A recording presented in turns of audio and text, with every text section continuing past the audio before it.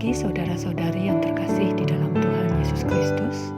Selamat berjumpa kembali di dalam renungan pagi hari ini.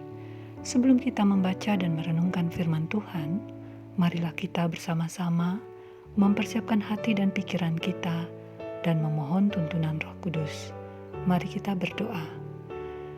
Ya Bapa yang Maha Kasih, Bapa yang kami sembah dalam nama Putramu Yesus Kristus, Tuhan dan Juru Selamat kami mengucap syukur untuk kesempatan baru pagi ini, di mana kami bisa bangun dengan semangat yang baru.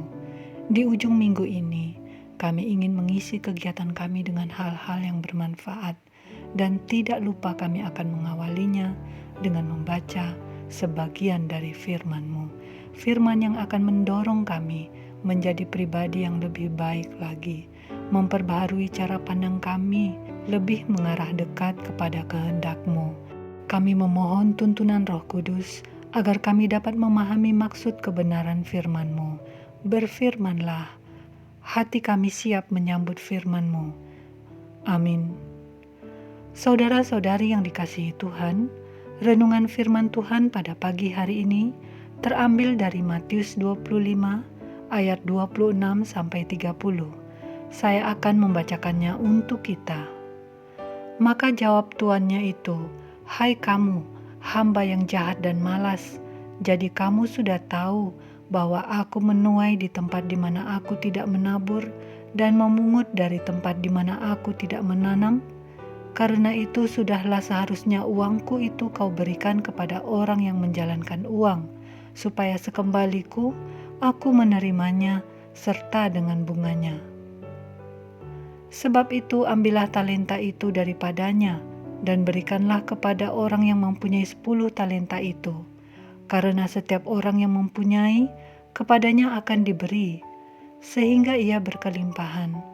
Tetapi siapa yang tidak mempunyai, apapun juga yang ada padanya, akan diambil daripadanya. Dan campakkanlah hamba yang tidak berguna itu ke dalam kegelapan yang paling gelap. Di sanalah akan terdapat ratap dan kertak gigi."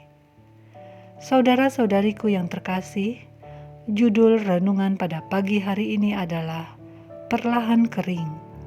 Saudara-saudari yang dikasihi Tuhan, kita telah mendengar beberapa ayat terakhir dari perikop perumpamaan tentang talenta ini.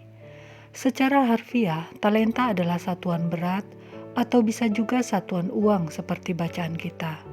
Tetapi secara kiasan atau perumpamaan, talenta di sini dapat kita artikan sebagai bakat atau kemampuan ataupun kelebihan yang Tuhan berikan bagi kita.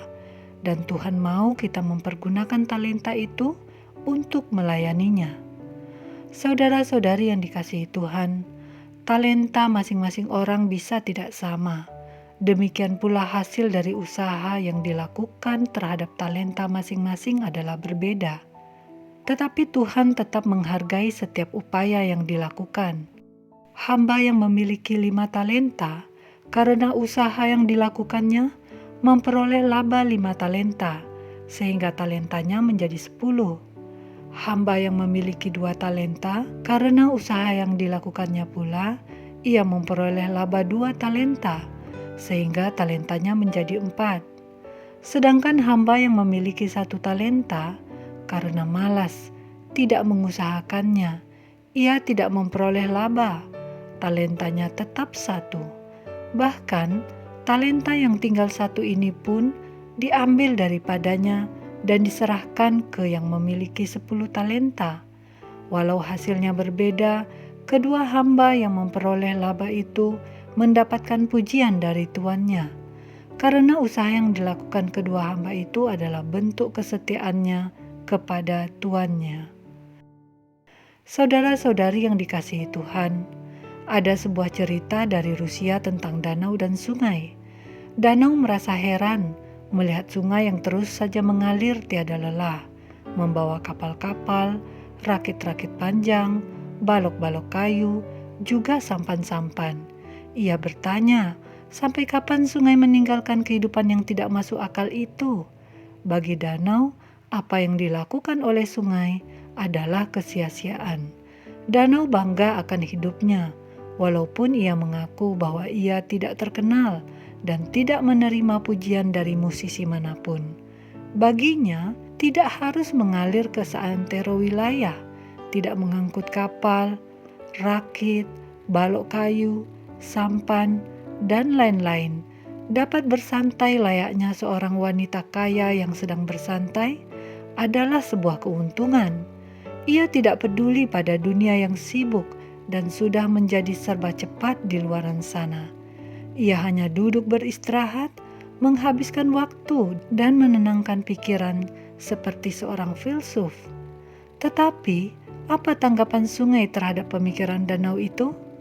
Sungai mengatakan agar danau jangan lupa akan prinsip air, yaitu hanya air yang bergerak sajalah yang akan tetap segar. Sungai menegaskan karena ia mengikuti aturan main, tidak tidur-tiduran dan berhayal, maka ia memiliki pasokan air jernih yang tidak pernah habis. Hal itu memberi kebahagiaan kepada orang lain dan juga bagi dirinya. Ia akan memiliki nama yang senantiasa diingat orang, menjadikannya tenar dan memiliki nama besar, dan dapat terus-menerus mengalir sampai turun-temurun. Akhirnya, apa yang dikatakan sungai benar-benar terjadi. Kedalaman danau semakin surut, danau dipenuhi cairan kental yang lengket, ditumbuhi ilalang dengan cepat, perlahan kering, dan menjadi benar-benar kering. Saudara-saudari yang dikasihi Tuhan, orang yang tidak mempergunakan bakatnya, seiring waktu berjalan, maka bakatnya itu akan hilang. Tidak semua orang memiliki bakat yang memang sudah ada sejak lahir.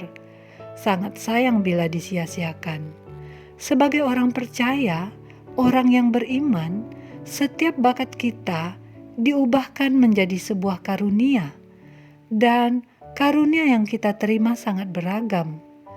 Pada 1 Korintus pasal 12 ayatnya yang ke-8 berbunyi, "Sebab kepada yang seorang, Roh memberikan karunia untuk berkata-kata dengan hikmat, dan kepada yang lain, Roh yang sama memberikan karunia berkata-kata dengan pengetahuan." Saudara, orang yang mempergunakan semua bakat dan karunia-Nya untuk pelayanan, dia akan diberkati. Sedangkan orang-orang yang tidak mempergunakannya, dia akan mengalami kerugian, karena berkat yang seharusnya dia terima diberikan kepada orang lain yang setia melayani, mempergunakan karunia yang ada. Saudara-saudari yang dikasihi Tuhan, mari kita mempergunakan apapun bakat dan talenta dan seberapapun karunia yang kita miliki untuk kemuliaan Tuhan, untuk melayani Tuhan. Itu tandanya bahwa kita adalah benar orang yang beriman. Jangan disia-siakan. Jangan membiarkannya perlahan kering. Saudara-saudari yang dikasihi Tuhan, demikianlah renungan pada pagi hari ini. Tuhan memberkati. Kita akan menutup renungan dalam doa, tetapi jika saudara ingin didoakan secara khusus, hubungi email kami. Kerinduan kami agar channel ini menjadi berkat bagi banyak orang. Mari kita berdoa. Bapa Sorgawi, sungguh indah firman-Mu.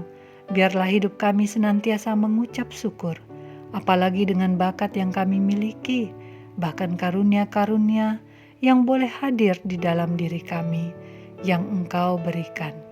Atas pertolongan-Mu, perkenankanlah kami untuk dapat mempergunakannya, mengusahakannya, melakukannya sebagai bentuk pelayanan kami kepadamu, sebagai bentuk ucapan syukur kami, bukan untuk kesombongan kami.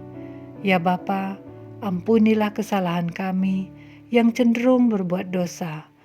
Kami akan melanjutkan aktivitas, kami serahkan seluruh hidup ini di dalam tangan pengasihan-Mu. Di dalam nama Tuhan Yesus Kristus, kami berdoa.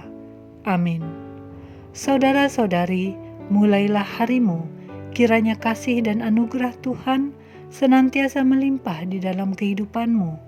Muliakanlah Tuhan di dalam setiap aktivitasmu, dan jadilah saksi hidup bagi firman-Nya. Roh Kudus menyertai kita semua. Sampai berjumpa kembali di renungan berikutnya. Tuhan Yesus memberkati.